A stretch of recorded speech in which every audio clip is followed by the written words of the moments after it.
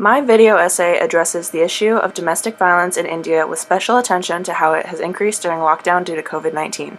I argue in this video essay that domestic violence in the Indian home has increased during the COVID-19 lockdown. Before COVID, there were not a lot of resources for women to escape the domestic abuse.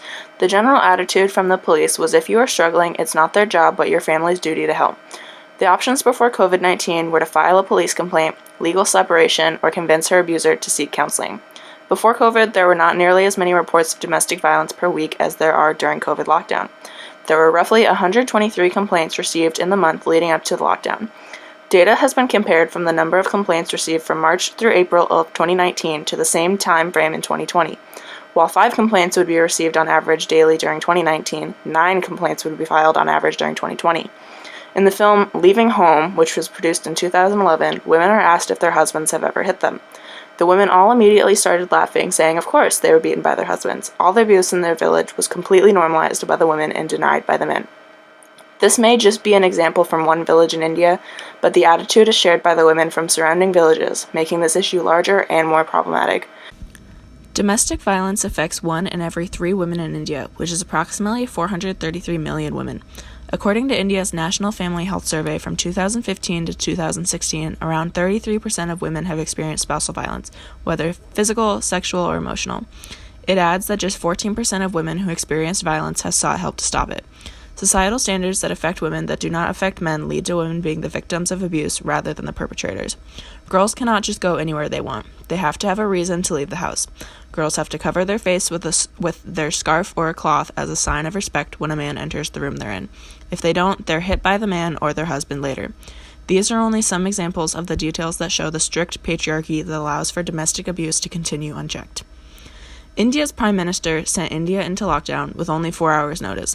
He announced that no one could leave their home for 21 days, which was the most severe step taken anywhere in the world in the war against the coronavirus.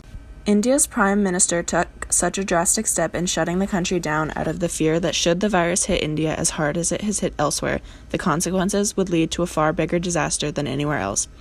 India's Home Ministry Department issued a statement after Mr. Modi spoke, exempting essential services from the lockdown, but they also warned that anyone who refused to follow the restrictions faced up to a year in jail.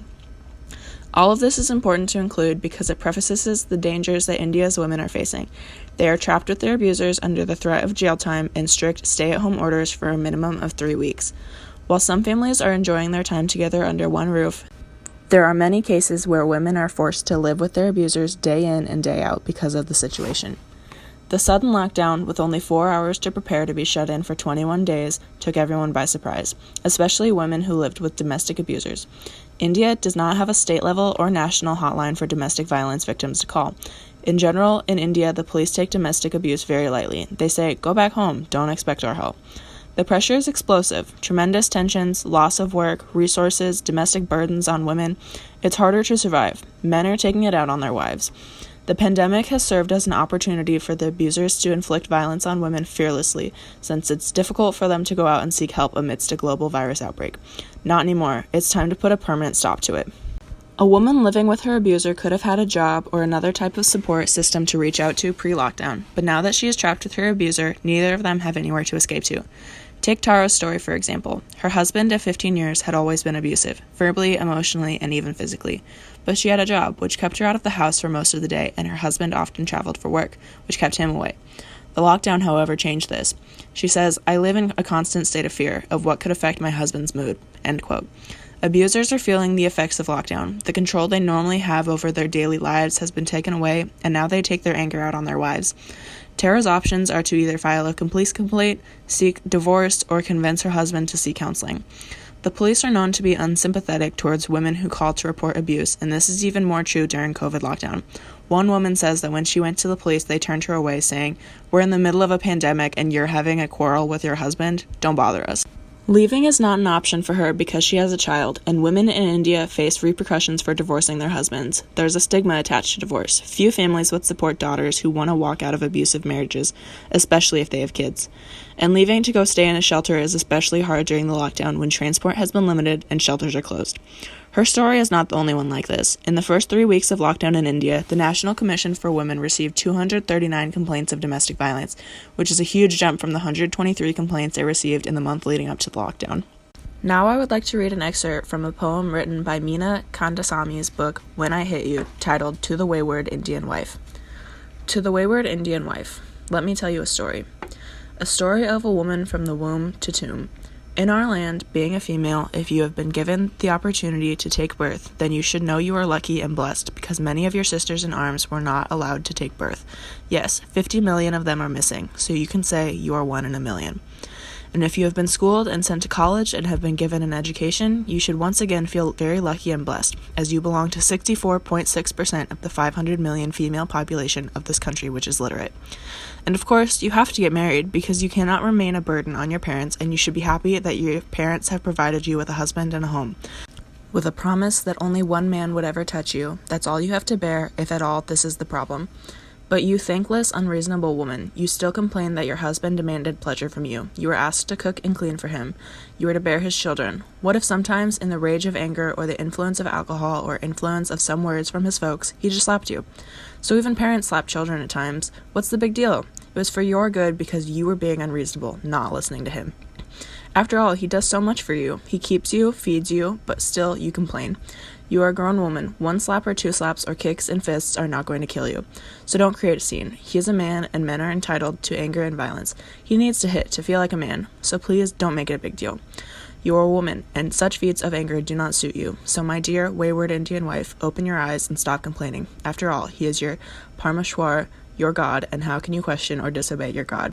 Let him decide what you will eat, what you will wear, when or not you will meet your parents, how much money you would get for running the house, or how many male children would you have.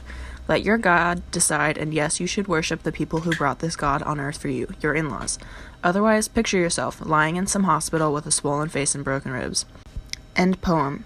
This poem aims to show that not every victim of domestic violence is a docile, weak woman, when even strong, independent women are also victims of such violence.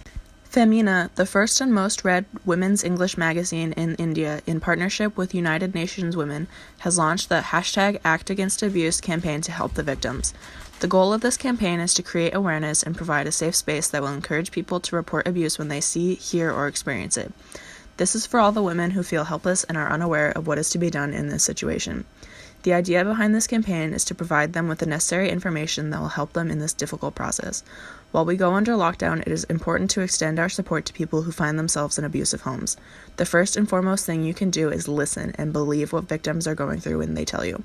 It is important for them to have someone they can trust. By listening, you can provide them a mental safe space where they can express their feelings, both in relation to being shut inside and what they're suffering as a consequence. If possible, you can help them out with resources. By sharing simple things like groceries or sending across some food, you can help ease out their mental stress a little. In case you hear sounds of violence, you can possibly ring the bell or knock on the door. This would be an indication to the abuser that the neighbors are aware of what is going on inside the house and won't simply stand in silence. Since both abusers and victims wish to keep such forms of violence under wraps, it is a good idea to indicate your presence. This can serve as a deterrent to the abuser and as support for the victim. Finally, it is of utmost importance to seek professional help. If the situation seems extremely dire, do not intervene. It can further put the victim in danger. Instead, call 1091 in India for help, or 911 in America. Other domestic violence helpline numbers can be found at India Helpline, NARI, and StandUpAgainstViolence.org. Now, let's unite to create a better and safer space for the women of our country.